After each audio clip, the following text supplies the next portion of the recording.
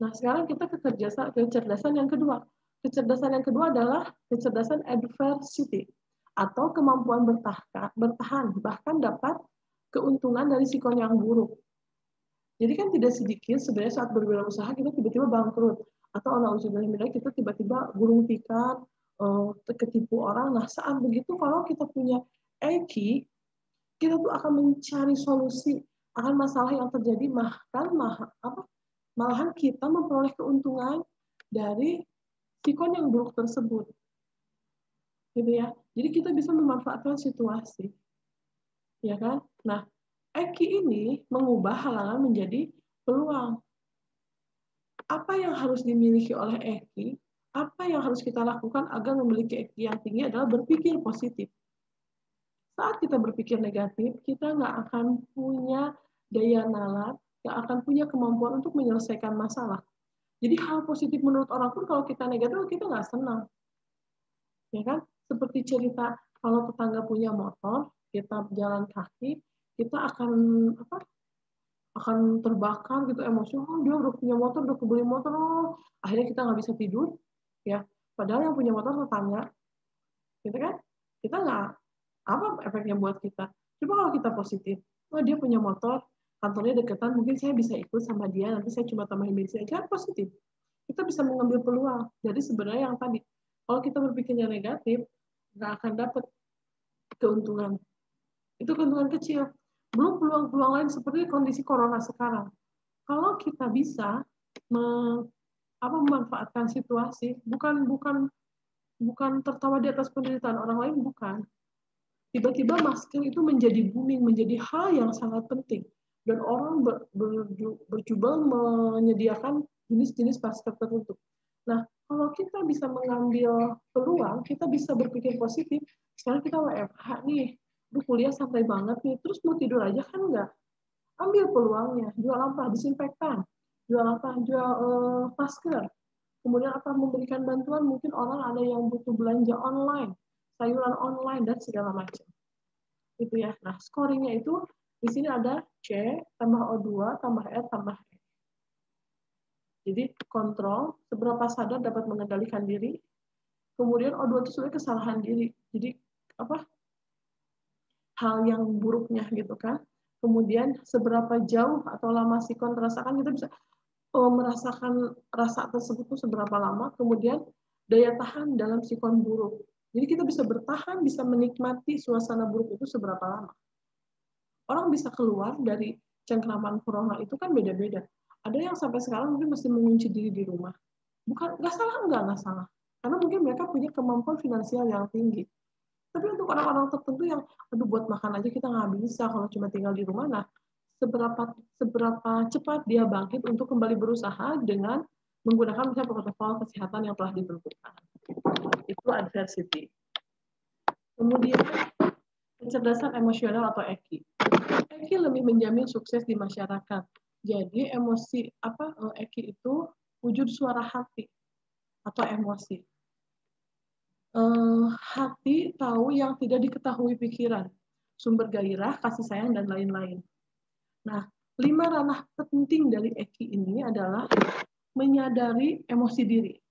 Ya, boleh marah, boleh nangis, boleh, tapi dikelola.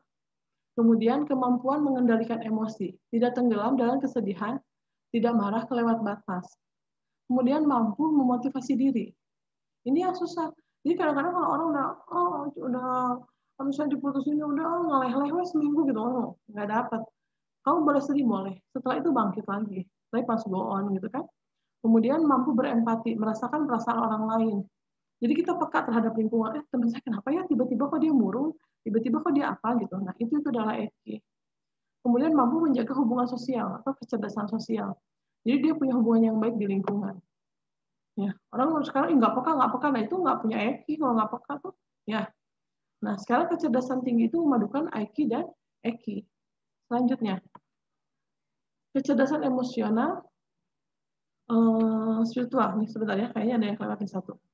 Nah, kecerdasan nalar atau IQ. Nah, kalau dulu kan tes IQ itu adalah manusia sebagai center of thinking. Jadi kemampuan daya pikir. Kita juga harus cerdas, kita harus bisa milih, kita harus bisa menggunakan akal sehat kita. ini usaha baik nggak buat kita? Ini usaha menguntungkan apa enggak? Kalau kita udah tahu rugi terus kita tetap laksanakan, berarti kita nggak punya daya pikir. Gitu kan? Daya pikir itu apa? Saat melihat barang, saat melihat jasa, kita mikir gimana caranya dapat untung dari hal tersebut. Gitu kan? Nah, jalan hidup dapat berubah dengan mengubah cara pikir. Ya, daya pikir itu sumber kreativitas. Apa pertanyaan yang harus muncul? Sebenarnya bagaimana membiasakan berpikir kritis. Jadi kalau lihat sesuatu yang aneh, kita harus nanya. Minimalnya nggak nanya di mulut, nanya dalam hati. Bagaimana membiasakan berpikir kreatif. Kreatif itu masih ingat kan? Kreatif itu bukan berarti harus selalu menghasilkan hal baru. Tapi misalnya menemukan atau menambahkan atau merubah. Ya, seperti kasusnya pisang goreng dengan banatop. Sama-sama pisang goreng. Tapi yang kreatif yang mana? Yang banatop. Kemudian bagaimana membiasakan berpikir sederhana. Jadi nggak jelimet, dimudahkan gitu. Kalau jelimet dari awal kita udah bukan jadi jago, malah jadi nggak ada semangatnya. Terus bagaimana berpikir positif. Nah, cuma kelemahan IQ adalah kurang peduli pada perusahaan. Orang pakai akal, pakai akal terus gitu.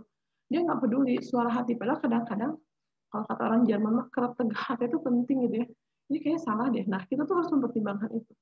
Kemudian kurang percaya sama intuisi. Gitu ya. Nah, yang selanjutnya yang terakhir adalah kecerdasan emosional spiritual. Ini YSQ. Kalau kalian pernah ikut pelatihan YSQ-nya Ari Ginanjar itu ya, memang keren banget. Jadi mengenalkan kita. YSQ itu apa? Itu tuh merupakan pengembangan dari konsep kecerdasan spiritual. Ya, jadi emosi digabungkan dengan spiritual.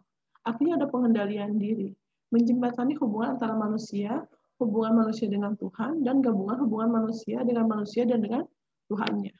Itu ISG. Ya. Nah, sekarang bisa simpulkan ya. Jadi kalau IQ itu ini secara individu. Kalau EQ itu individu dengan individu. Kalau SQ itu individu dengan Tuhan. Kalau ISG itu Tuhan, individu, dan individu. Gitu. Kemudian selanjutnya, nah, kita tuh harus zero mind process, artinya menghilangkan berbagai hambatan. Jadi jangan berpikir negatif. Apa yang menjadi 7 hambatan yang bisa dikurangi? Yang pertama, berprasangka negatif. Saat dosen ngasih tugas, ngegawean, itu udah negatif. Kalau saat dosen ngasih tugas, oh iya, melatih kita. Positif dulu aja meskipun cuma basa-basi. Kemudian pengaruh prinsip tidak lengkap. Jadi saya mah orangnya masih pelin-pelan lah. Pengaruh pengalaman buruk mungkin dulu pernah jatuh dari kemudian sekarang jadi berlebihan, ingat terus gitu. Nah, itu juga bisa menghambat. Kemudian pengaruh kepentingan dan prioritas yang salah. Kemudian pengaruh sudut pandang yang sempit, pengaruh pembanding yang terlalu subjektif atau egois, pengaruh bacaan yang tidak lengkap dan tuntas. Ya, itu nanti masih banyak hambatan mungkin di diri kalian yang bisa kalian gali. Oh, ini nih kayaknya. Yang pasti sih perasaannya positif. Mindset-nya harus positif dalam hal apapun. Nah, ini adalah pengembangan ISQ. Jadi nanti kan dia akan membangun karakter building dengan Dengan kontrol, ya, kontrol dari diri sendiri. Akhirnya kita membentuk strategi untuk berkolaborasi dan action-nya harus total, gitu ya. Dengan God spot. Jadi tetap aja Allah yang menjadi tujuan utama kita. Nah, sekarang metafora emosi. Jadi emosi orang tuh ada yang menggambarkan dengan kayu, tanah, sinar matahari, udara, dan air. Ya, kalau kayu itu tumbuhan itu sendiri. Kalau tanah tempat tumbuh, berdiri, dan menancapkan akar. Sinar matahari sumber energi yang memberikan kehidupan. Jadi si emosi itu bisa dipengaruhi oleh 5 ini gitu ya. Unsur penting ketika pengolahan makanan terjadi, kemudian air pelarut utama serta sumber transportasi makanan. Gitu. Nah, sekarang kita bisa lihat di sini bagaimana keterkaitan antara 5 metafora emosi tadi ya. Bahwa udara akan mempengaruhi kayu, kayu dipengaruhi oleh sinar matahari, tanah tempat tumbuh kayu gitu kan. Ini adalah lingkaran produktif alam. Kemudian yang selanjutnya adalah lingkaran produktif emosi manusia. Jadi butuh hubungan yang harmonis. Sebab ada emosi ya, ada emosi spiritual yang nanti membatasi. Kemudian ada pribadi dengan emosi yang mungkin berbeda-beda. Kemudian ada pengetahuan tentang emosi sehingga nanti bisa terkendali. Nah, mengapa perlu ISQ? Di sini kita bisa lihat ya, yang warna pink ini dianggap rendah, yang warna hijau itu baik. Jadi kalau orang hanya pinter IQ-nya aja, dia akan buta hati, nggak punya kepekaan terhadap orang lain, pinter aja, egois aja sendiri. Terus kalau dia pinter secara IQ, dia jadi diktator atau koruptor karena kenapa? Karena nggak ada ini kontrol. Nah, bila orang hanya pinter SQ-nya aja tanpa ada IQ sama EQ, dia jadi petapa, ya udah ngawas we gitu. Padahal kan agama juga nggak mengajarkan begitu, ikhtiar tuh harus maksimal. Nah, apa yang paripurna? Yang IQ, EQ, dan SQ-nya baik, maka dia akan menjadi manusia yang paripurna atau YSI. Gitu. Ini ada beberapa gambar ya. Coba dibaca, kalau baca selewat pasti kamu bacanya minuman bersoda. Kenapa? Padahal tulisan sebenarnya adalah minuman berdosa. Kemudian apa yang bisa digambarkan dari gambar ini, yang bisa ditangkap? Ya, betapa orang saat kesulitan, ya kan, dia mencari solusi dan ada hal lain yang di luar nalar kita jadi mampu, gitu kan. Padahal kalau biasa-biasa ngangkat sepeda kayak gini kan bakal susah. Oke, sekian dari saya untuk materi hari ini. Mudah-mudahan ada yang bisa diambil dari materi hari ini. Terima kasih atas perhatiannya. Wassalamualaikum warahmatullahi wabarakatuh.